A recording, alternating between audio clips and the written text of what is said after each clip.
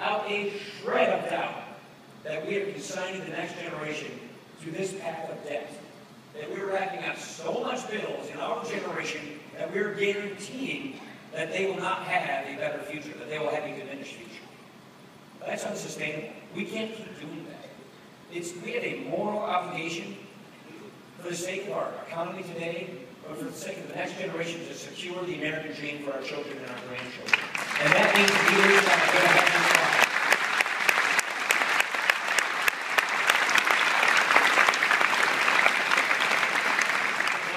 As I mentioned, we've had debt before. And usually we lend it to ourselves. Americans buying treasury bills to lend it to the American government, right? Well, back in 1970, we had a $283 billion debt. 6% of our debt was owned by foreigners, by foreign governments, meaning 94% was owned by Americans. We borrowed more money, the debt got bigger, and by 1990, our debt was $2.4 trillion. That's our public debt. That's how many bonds we had to sell. 19% of our debt was owned by foreign governments. So we still owe the majority of the money we borrowed to ourselves. Well, look at where we are today. Our public debt is so big that its public debt is $11 trillion. Our total debt is over $16 trillion. 48% of the money we borrow is from other countries. Countries like China, number 1, Japan, number 2. What this means is we have to go to other nations to borrow money from them to pay for our government today. We can't keep doing this. We lose our independence. We lose our sovereignty. It's pretty tough to stand up to China when they steal our intellectual property rights, when they subsidize their businesses to unfairly compete against ours when they're our biggest banker. We need to get this debt under control so that America can be in control of its own destiny and its own financial future. So that we can make it our sovereignty and our own independence.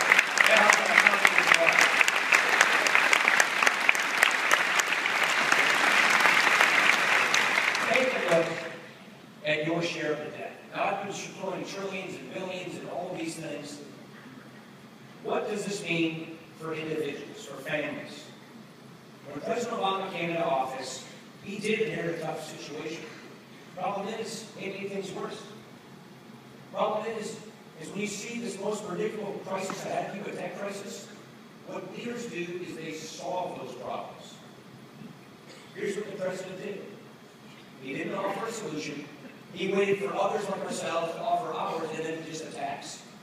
Then he runs negative campaigns. He distorts. The president has been going around the country lately saying he has a plan. You know, I found that kind of interesting. I attended one of his speeches where he mentioned this plan of his. And he said, I've got a plan to deal with this. We were like, great. He's got a plan. Let's start talking. Let's see his plan. We put ours on the table. And Romney's put a lot of ideas on the table how to fix this problem. That's how you start problem solving. So we called his office, his budget office, and said, hey, can you send us the plan? We'd like to see it.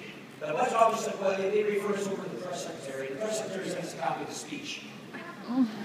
We asked the congressional budget office, could you analyze the president's new plan to deal with deficit?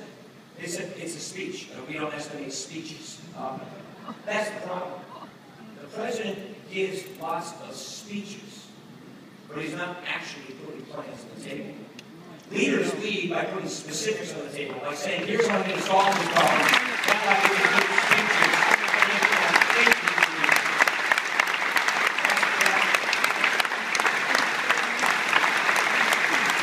And so when President Obama came into office, he inherited a difficult situation. Both political parties contributed to this mess, Republicans and Democrats. You see what's happened is decades of politicians from both political parties made lots of empty promises to people to get elected.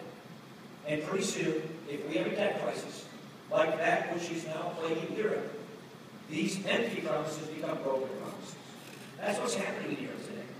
They're slashing health retirement benefits for current seniors. They're cranking up taxes. They're going back into a recession.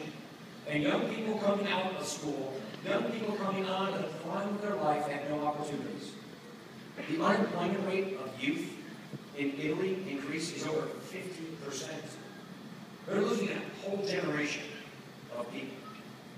If we copy and follow European economics, we will copy and follow European results. That's the path President Obama has us on. And that's the path we're going to get off. But when we elect Mitt Romney in November,